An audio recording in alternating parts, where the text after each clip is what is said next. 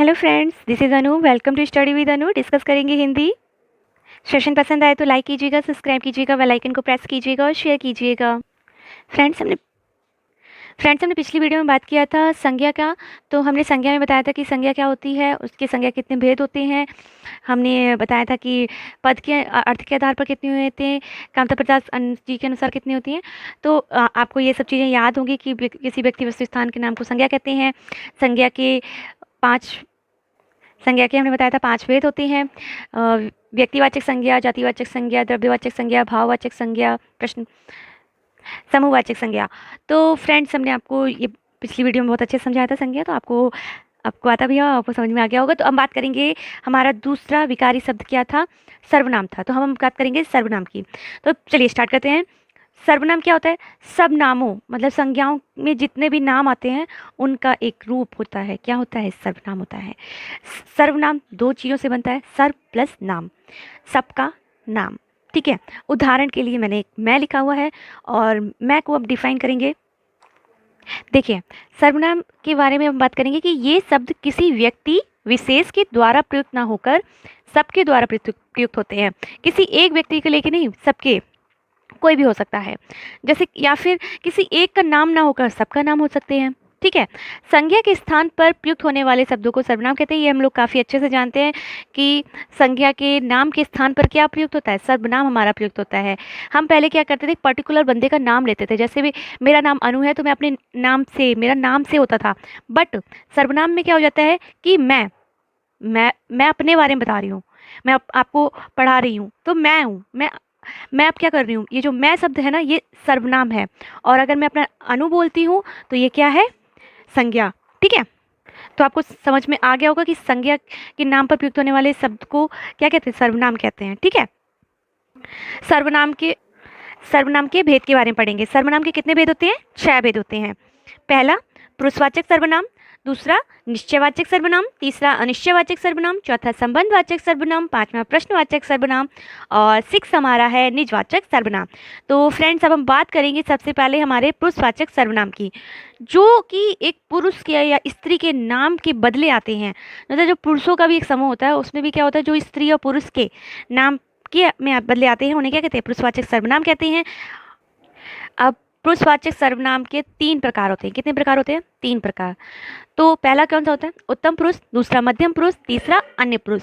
तो जो उत्तम पुरुष में आता है, उत्तम पुरुष में कौन आते हैं? मैंने आपको बताया था ना कि सर्वनाम में नाम की जगह क्या हो जाता है? मैं। ठीक है, जैसे मेरा नाम की जगह, अनु की जगह क्या हो गया? मैं। अनु पढ़ा रही है या फिर मैं पढ़ा रही हूँ। ठीक है, तो क्या हुआ? उत्तम पुरुष में क्या होता है? मैं। तो मतलब जो वक्ता, बोलने वाला, तो मैं इस टाइम क्या कर रही हूँ? आपको बोल के समझा रही हूँ या पढ़ा रही हूँ, तो मैं कौन हूँ इस टाइम? वक्ता, मतलब मैं उत्तम पुरुष में आती हूँ। ठीक है, और मध्यम पुरुष में क्या होता है? मध्यम पुरुष मतलब आप लोग सुन रहे हैं, देख रहे हैं ये सब, तो ये किस में आएगा? हमारा मध्यम पुरुष में आएगा। जैसे तुम देख रहे हो, तुमने ये वीडियो देखा, मतलब समझाने का एक लॉजिक है। और अब हम बात करेंगे तीसरा कि अन्य पुरुष कौन से होते हैं।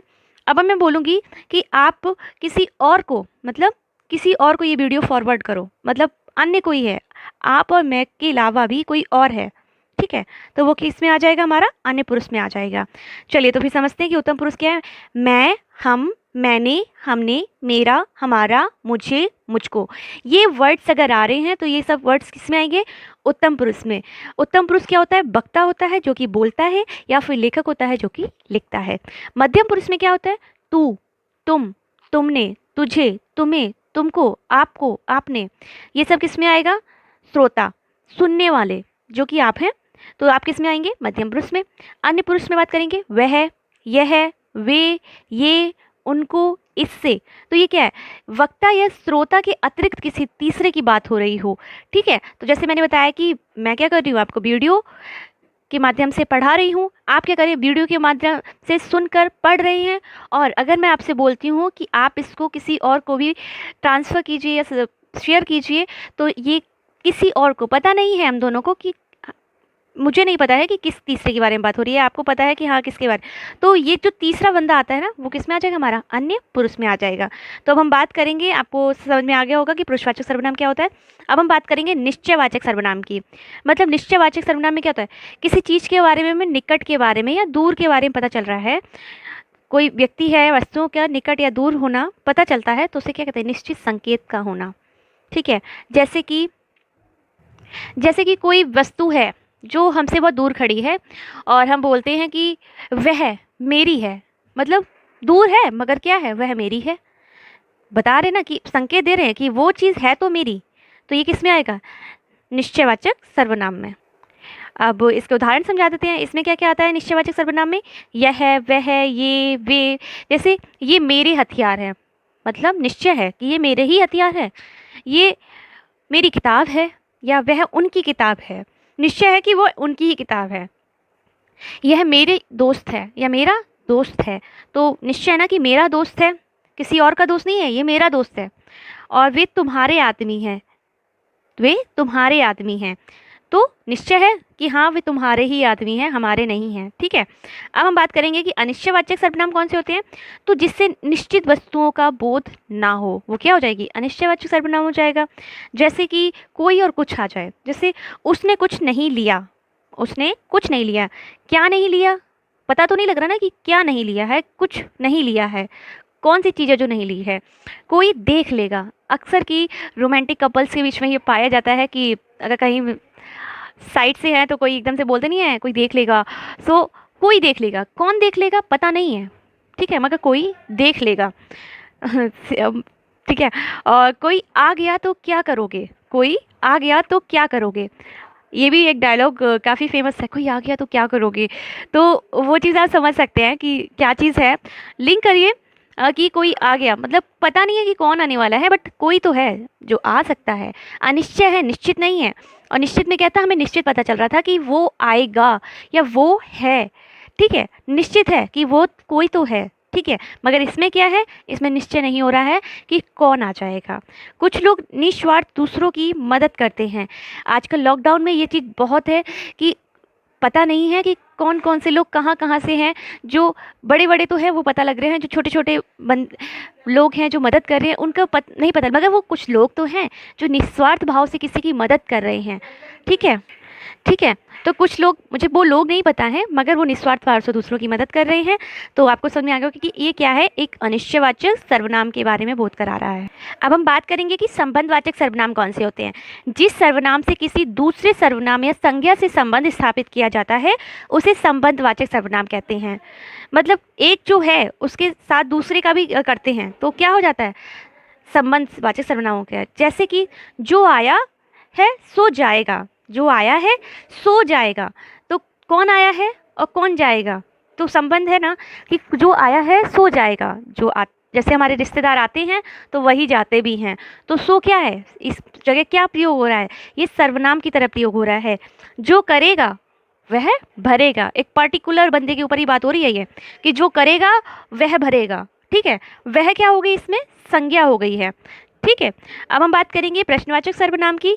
प्रश्न के लिए प्रयुक्त होने वाले सर्वनाम शब्द को प्रश्नवाचक सर्वनाम कहते हैं। जैसे कौन, क्या, मतलब जो चीज़ हमारे क्वेश्चन मार्क से शुरू होती है वो हमारे क्या कहलाते हैं, प्रश्नवाचक सर्वनाम कहलाते हैं। कौन आया था, ठीक है, प्रश्नवाचक सर्वनाम का फर्स्ट एग्जाम्पल या उदाहरण है कि कौन आया था। कौन आया था, पूछते नहीं है कौन आया था, दरवाजे की घंटी बजती है तो कहते हैं कौन आया था या कौन है। ठीक है, जैसे कभी कभी भूतों वाली वो मूवी देख लेते हैं हम लोग, तो फिर उसमें जो एक्टर्स होते हैं वो क्या बोलते हैं, कौन है, तो वो भी कौन है वो क्या हो जाएगा, प्रश्नवाचक सर्वनाम में हो जाएगा। दूध में क्या गिर पड़ा, अब दूध है भाई, उसमें क्या गिर पड़ा है, तो क्या है, क्वेश्चन मार्क है ना कि क्या गिर पड़ा है, क्या, कौन, कैसे, किसको, किसके लिए। तो ये सब चीज़ें जहाँ पे प्रयुक्त हो जाएं वो क्या हो जाएगा, हमारा प्रश्नवाचक सर्वनाम हो जाएगा। एंड लास्ट हमारा निजवाचक सर्वनाम, जिसमें निजत्व या स्वयं का बोध हो वो हमारा क्या कहलाता है, निजवाचक सर्वनाम। जो कि हम लोग खुद है, स्वयं है, जो हम खुद से करते हैं वो सब हमारा क्या आता है, निजवाचक सर्वनाम में आता है।